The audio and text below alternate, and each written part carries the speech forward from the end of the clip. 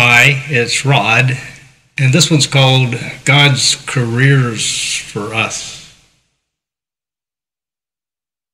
So it's like I was trying to think about what am I going to be doing after I die? The Bible talks about being a king or a priest, at least in the millennium period. The millennium period is sort of like 1,000 years on the earth after Jesus returns, where some of the saints come from down to earth in their heavenly bodies, and the people that are serving God on earth take up these positions of kings and priests to rule the earth. It says in the Bible that to those who overcome, I will give them the power to rule. It says in the Bible that saints will be judging angels and other people. So I asked God to help me to understand more about His careers for us after we die, and He explains to me that we got to think about our careers from here on earth now, or the careers people had in the Bible thousands of years ago, to understand what's ahead for us with our careers, our eternal careers after we die. So it's like you have to think of what is a king or what is a priest. To understand that, we have to see what God was directing kings and priests to do on the earth from the Bible, and understand how Christians are sort of like priests now or something, royal priesthood,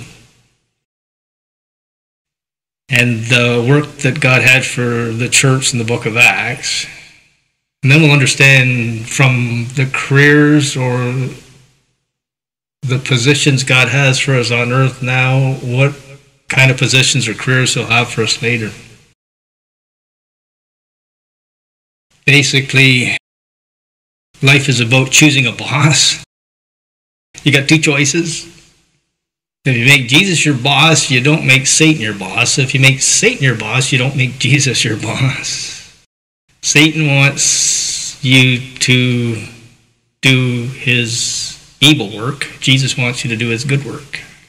If you do good work, you're working for Jesus. If you do evil work, you're working for Satan. And most of the world wants to make Satan their boss and work for him today. There's a few people that want to make Jesus their boss and work for him today.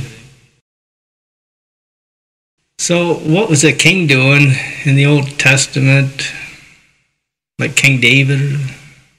Well, they were trying to rule people and trying to get them to serve God. So like a king's job is to try to enforce the rules of God's kingdom on people, to like punish them if they break the rules and bless them if they obey the rules. And a priest, like Samuel or something, was somebody who listened to God's voice, was like a prophet, trying to explain to people what God wanted from them, trying to encourage them to obey God. A worshiper, somebody who would offer sacrifice. The kind of priests today point to Jesus' death on the cross as the sacrifice. So a priest today would be somebody who tries to teach people how to hear God's voice, obey Him, worship God, teaches them to apply the sacrifice of Jesus Christ's death on the cross to their sins. Bit like an evangelist, bit like a teacher. And the difference between the king is he's trying to enforce rules and mete out punishments or rewards for breaking or obeying the rules. And the priest is trying to teach people about what the rules are and how they can obey God more. So there's these two kinds of jobs in the millennium, the 1,000-year reign after Christ returns on the earth, of being kings and priests. So it's like you got to believe that Jesus will have the kind of job that's best suited for you. It's sort of like the judgment days, like a job interview or something for eternal careers. How did you do on earth? And then the books are open and they find out. Were you a good and faithful servant of Jesus? Hey, we got a good job for you in the millennium or in heaven after the millennium or something. So we move into the New Testament. It's sort of like there's like a list of careers in the New Testament: apostle, pastor, evangelist, teacher, prophet or something. God calls us to do something for his kingdom. It could be one of many different things. If we do what Jesus is telling us to do now, we're working for his kingdom now. God's will for me is whatever he's telling me to do now, and I faithfully obey him to do it. I don't have to know what my job is in the future. I just got to know what my job is to do now. If it's to try to make a true teaching about God's careers, then that's what I do. It's like can't understand the stuff from the Bible myself, but God can teach me this stuff if I wanted to. It's called an anointing to teach. It's like God puts thoughts in your mind like a computer download, then you try to share them with others later. It's like Jesus wasn't just trying to write down a bunch of stuff he thought up and said, I'll teach this to people. He says, I always do what my Father tells me to do. And that's the way we have to do the work of God's kingdom. It's like prayers like calling God on the phone, your boss. What do you want me to do now, boss God or boss Jesus? Get an answer back and then start doing it with his power to do it. We can't do God's work by ourselves, but with his power we can. So some of these careers in the church today are supposed to be like apostle, prophet, teacher, evangelist, pastor. And they're supposed to be gifted by God to be able to do these things with supernatural giftings. We're supposed to be able to, like Jesus said, go make disciples, teaching them what I taught you. Cast out demons, heal the sick, raise the dead. These things, he may ask us to do these things in the future. He may not be asking us to do a lot of this stuff right now. So it's like God's career for me now is to just learn truth from him. Maybe try to teach it to some people through video. Try to get ready to teach it in person in the future. He's not telling me to go around casting out demons and healing the sick all the time. Right now, maybe in the future he will. He's just telling me learn truth and teach truth and pray. And so that's part of the career of a Christian right now. Whatever Jesus is telling him to do. Study the Bible, pray, teach truth, act loving towards others, worship God or something. And if we're faithful to what Jesus is telling us to do now, our boss, Jesus, he'll give us a great career in the millennium or in heaven if they got careers like that after the millennium. So it's like the judgment day is like a job interview. What kind of a job did you do on earth? Books are open. Rod's work report, the good work report or something. And we'll find out if he was faithful, if he did good work. So if he was a good worker on earth, let's give him a good job in the millennium or in heaven, if they got jobs in heaven. Because there won't be any sin in heaven. There'll be some kind of relationships. I don't know what it's going to be like with no sin or Satan anymore, but God knows everything. It'll be perfectly satisfying to us. Our job here on earth now can be perfectly satisfying to us. God can give us peace and joy for doing his good works here now. And the careers he has for us in the millennium will be perfectly suited to us. It's like, oh, God, thanks for this job. It's the best job in the world. We should be saying that about our work for Jesus now. He's got hand-picking gifts for us and hand-picking what he wants us to do. And if we'll be faithful to him to do it, we'll have a good report on Judgment Day. And sort of like a job interview, get hired for some great careers in the millennium after we die. So it'll be awesome in the millennium. It could be awesome now. It'll be awesome in heaven if we get there. That type of thing. So what are God's careers? In the Old Testament, it was prophets and kings and priests. In the New Testament, it's like a Christian church, leadership positions. Well, you could say that doing the job of a man's like a career, or doing the job of a woman's like a career, and they're different careers. If the man does what Jesus tells him to do, he fulfills his man career. If the woman does what Jesus tells her to do, she fulfills the woman career. And then things work out good. Jesus knows why he created men and women and what they should be doing. We don't. If people would obey Jesus to be the kind of man Jesus wants them to be, or the kind of woman Jesus wants her to be, then things would work out good on the earth. Men and women could get along together, and families could be loving and everything, and churches could be loving. But because there's sin and Satan in the world, and hardly anybody obeys God much, it's chaos and it's craziness. Because most people want to make Satan their boss, not Jesus their boss. It's like the religious leaders of Jesus. They wanted to make Satan their boss, and Satan's job for his workers is to destroy truth, destroy love, destroy Christianity. And so the religious leaders had their father Satan. They were doing his works, and his works were to be liars and murderers.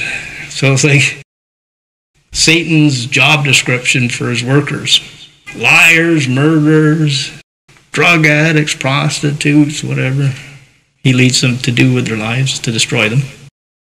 And it's like Jesus's career list or something would be something like a lover of God and a lover of others, and a preacher of the cross, evangelist, and teachers, and prophets, and pastors. And being a loving, good person is Jesus' job description. Being an evil, destructive person would be Satan's job description. And most people want to sign up to work for Satan, not Jesus today. And it creates a very chaotic, evil world, but Jesus can help us through it, do his good works through it. So that's what it seems like God's careers are for us, sort of like a king in the Old Testament or a priest in the Old Testament, a New Testament way of doing things that's a little more different than just being a king or a priest. And then as we learn how to do these functions on earth, these careers on earth, then they'll be similar to the things we do in the millennium after we die. And I'm not sure what kind of careers you'd have in heaven without Satan and sin there. I'll find out when I get there. All I know is that a millennium's coming. We got to be priests and kings. We can learn how to be priests and kings from studying how they were in the Bible, or how the church is supposed to operate today. Jesus was a king and Jesus was a priest, and he's supposed to be living in us, teaching us how to be kings and priests, and gifting us to do these things. So if we want to make Jesus our boss, we want to do his good works, then we'll be having a good career for God here on earth now.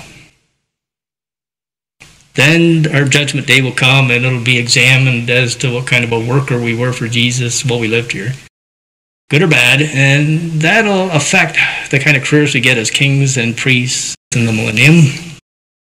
Kings kind of ruling the world and trying to enforce God's laws and punishing, breaking the rules, and blessing people that obey the rules.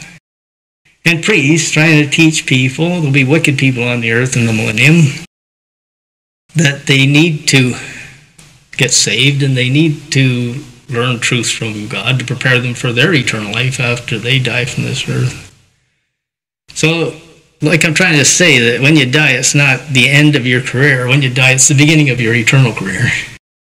And we can learn how to do these kinds of careers through looking at Jesus, the king and priest, looking at the Old Testament kings and priests, looking at the New Testament job descriptions or whatever, apostle, prophet, teacher. But if the church doesn't want to obey God, you can't be functioning like that. If you're living in a disobedient to God church world today, or a demon-controlled church world today, then you might have to live like a Noah, trying to obey God yourself, trying to teach people that don't really want to learn anything or do church properly. But that may change. When God brings his judgment down on the wicked soon, then the churches will be kind of closing their doors to the disobedient God ones, apostatizing. And then you might find the true remnant of bride of Christ, and you might be able to work with them to be some kind of a home church or something, and function in these functions. It's like you go into a church, I want to be a teacher here. Get out! They don't want to fulfill your giftings. They want one guy to do the whole work at the front, and everybody else sit down and shut up, and that's the way Satan does church. It's not the biblical way to do church. So sometimes you just have to be like a Noah, just keep telling people, you need to get a good relationship with God going. And if they don't want to do it, there's nothing you can do about it. Noah preached to people for about 100 years. Nobody listened to him. Isaiah tried to preach to people for about 50 years. Nobody was listening to him. I've done preaching for about 35 years. Not too many people listen to me. But that's my career. That's my job from God. Preaching to people who don't get saved, who don't learn much, if they are saved. Waiting to find some true Christians that you can really disciple and in how to really obey God, like a New Testament career. Prophet, teacher, casting out demons, healing the sick. Words of knowledge, words of wisdom, prophecies. So we got to remember that we got to warn people like prophets. It's like people just don't realize the danger they're in their sin. If they drop dead before supper time, they're in hell forever if they haven't made a decision to get saved yet. So we got to tell them, don't be waiting until your deathbed when you're 90 years old to maybe decide to become a Christian. You might not make it that far. You might be in hell by supper time today. You need to get saved now. But if they don't want to listen to you, there's nothing you can do for them. So we have to preach warning. We have to preach the judgment's coming on the wicked. World War III is coming. Economic collapse coming. Apostasy's coming. And we got to preach that you need to get saved through the cross because you could drop dead and be in hell by supper time. Judgment coming. You need a good relationship with God to handle it in the future, like economic collapse in World War III. And you could drop dead if you're not saved and be in hell by supper time. You need to get saved now. Tomorrow may be too late. So that could be our job as an evangelist, as a prophet, warning, teaching people they need to get saved through the cross of Jesus Christ. And that's our job. Try to teach people about who the real Jesus is, what his salvation is really about, because we've experienced it, and then say, well, it pays in good dividends too. You get love, joy, and peace spiritually if you want to do it. And that's our career here on earth, and that's what their career was like in the Old Testament as kings and priests. And in the millennium, the 1,000-year reign on the earth, that'll be some of our careers being kings and priests then. So that's a bit about God's careers for us.